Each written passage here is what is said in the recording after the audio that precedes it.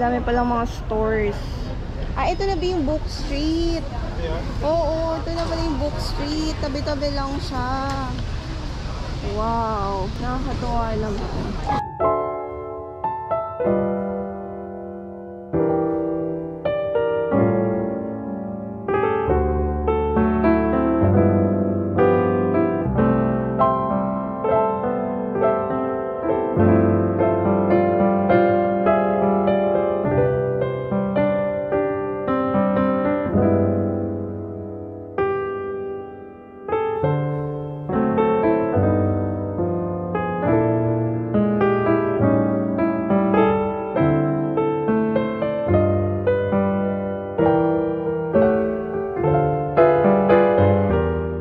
Welcome to Book Street. Wow, nice. Meron silang book cafe. Wow, sa mga bookworm siya rin ako. Should visit this. Super nice. And naka-sale yung mga books nila. Actually, minsan din ako nahilig sa books. Pero, nung time na yun kasi heartbroken ako. Na-stop siya. Pero nakaka-addict talagang mag-read ng books.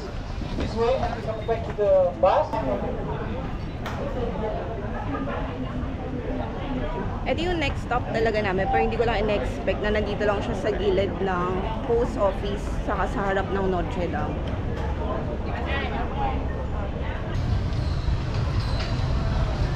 Guys, may tip pala ako mabibigay sa inyo from the airport since first time namin dito. So, green up namin yung taxi if you watch yung first vlog na nasa 340,000 dong. Pero walang toll or anything, walang extra fee. So, huwag kayo maniniwala sa mga sinasabi nila. Better na mag-grab na lang kayo. Kasi sa grab, 141,000 dong lang yung babayaran nyo. Dapat mag-grab kami. Pero yun nga, since sabi may mga toll daw and all, sabi sa airport. Pero totoo, wala pala. Kaya mas makakatipid kayo kung grab yung sasakyan nyo from the airport. Huwag na kayo mag-avail ng mga inaalok na taxi or sasakyan sa mismong airport. Siyempre gusto lang din namin makasiguro para safe. Pero yun nga, nadoble yung presyo namin. Dito kami sa M Plaza. Mall siya sa tapat ng Book Street. Sa likod lang din ng postal office. Kasi walang CR sa labas, so sinamahan ko si Brian mag-CR. And then magwi-withdraw lang ako ulit dito sa VP Bank. Dito kasi ako nagwi-withdraw. Ito kasi yung pinag-withdrawhan namin na bank nung nasa airport kami kagabi. And kailangan na namin ng extra funds. Kaya magwi-withdraw ako. Ano pala ako mag-withdraw? Saan yung ATM machine? Ay, ito yung sa labas.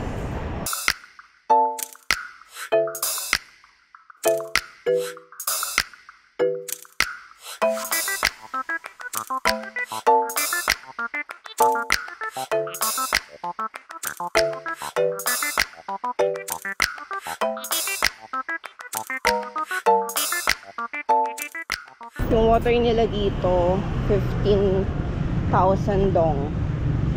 Lamig, sobra. Sarap. Next stop natin, Independence Palace. Nung chinek namin sa map, nasa 2 minutes lang daw. So, dito lang din siya along the area.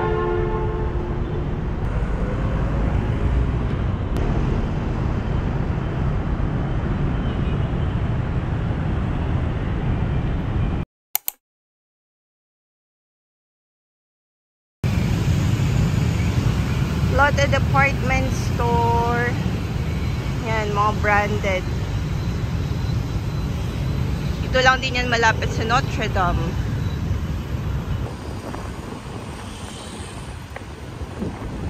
Wala, ang ganda ng Pink Church. Kaya lang sarado.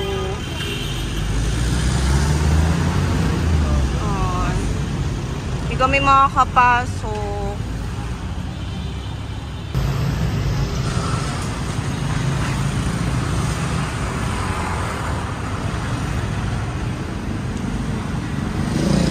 Sa may Pink Church. Ayan o.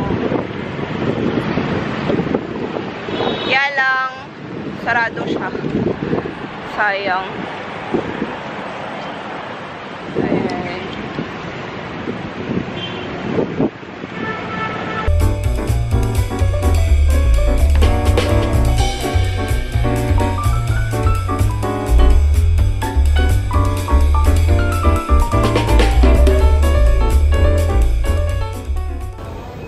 kami sa Circle K. Bili kaming water.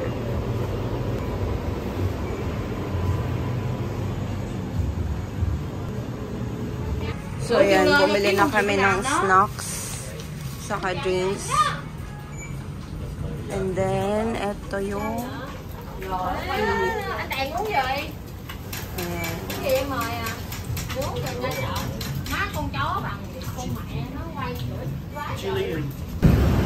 Ito na yung coffee.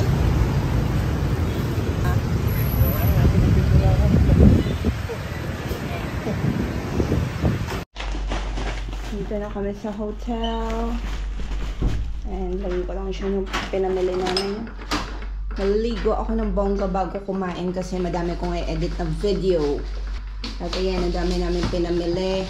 First day pa lang, Diyos ko, ang dami na namin pinamili. Bumili pa lang kanina sa Book Street na itong gel pen. 75,000 dong yata siya. Tapos 5 pieces. Ang ganda. Tapos ito kay Kiddy. Nakita lang ako sticker. Ito pala bumili ko kanina sa Bentan Market. Para siyang Tiger Balm. 50,000 dong. 6 na piraso na siya. Actually, 60,000 to. Tinawaran ko lang. So, ito yung bag na binili ko kanina sa Bentan. Actually, dalawang klase yan. Meron silang high quality, merong manipis. Tapos, ma-feel nyo din yung texture niya. So, syempre, dun ako sa talagang high quality. Tapos, sinindihan din nila yan. Ito kasi makapal na medyo parang emboss yung texture niya. Parang ganun. And the other one, as in, sobrang parang ano lang siya. Manipis na leather. Basta for some reason, ito mas leather talaga siya. And yung size niya, I think this one is medium. So, nabili ko siya ng dapat 2 million talaga to. 2 million dong. Pero sabi kong, hindi ako bibili ng ganyan kamahal. Tapos, hindi naman din siya as in original. Super nagustuhan ko lang talaga siya. And this one is 1.5 million dong. Natawaran ko siya. So, like, almost 4,000 pesos. So, ayan, may kasama siyang dust bag. Actually, dalawa nga yan, ewan ko. But, na-double yung dust bag niya. And then, this one, nabili ko siya for like 2,000. Pag kinonvert, nasa 2,400 something. Tapos, may dust bag na din siya. Super nice. Alam niyo guys, to be honest, yung motto ko talaga, if I cannot afford yung mga luxury bag, I'd rather not use. Pero, or hindi ako bibili. Pero kasi guys, hindi ko maiwasan kasi ang ganda talaga. Ayun o. Like, super high quality. So, sulit na din siya sa 2,400 something. And then, lahat ng hardware niya, may mga naka-print din, naka-emboss na product. Same as original. So, kung bibili nyo to sa Green Hills, most likely nasa, 8,000? Mahal talaga siya. And then, si Lay, yung cowork ko, nagpabili din siya sa akin. Pero, para nag-aalangan pa siyang bumili. So, sabi ko, sige, as a gift, dadagdagan ko na lang. Ito, mas mahal kasi yung style niya, I think this one is mas latest eh. Saka, it's made of leather. Super nice. Ay no, ganda. Tapos, may authenticity, may receipt and all. Ito, nasa siya, 4,000, 42, 44, basta ganyan.